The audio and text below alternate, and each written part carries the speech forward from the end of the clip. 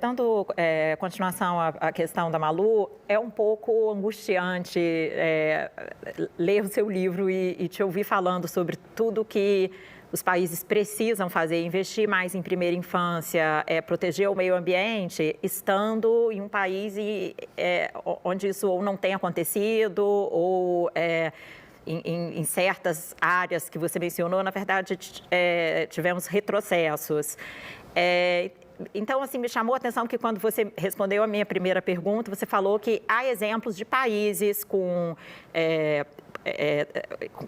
regimes políticos, né, com sistema presidencialista, como o Brasil, que conseguiram, que são bons exemplos de onde os impasses que impedem a repactuação do contrato social foram solucionados ou estão sendo solucionados. Eu queria te pedir para citar algum exemplo e contar um pouco para a gente como isso tem acontecido nesse país ou nesses países.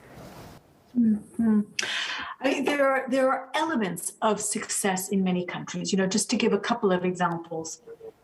India has just introduced a national healthcare insurance scheme, which is the first time on a country of that scale where people who are employed contribute to a national health insurance scheme and the poor get access to services for free. Many countries have introduced early years investments in the developing world. Something like 80 countries now have cash transfer schemes to the very poorest households. Some of them are even risk-based. So, for example, in Ethiopia, poor households get a certain amount of cash on their mobile phone every month. And if there's a drought in a particular part of the country, for example, and farmers' incomes really drop, that cash transfer is automatically increased to compensate for that risk. So there are many elements of good examples like that.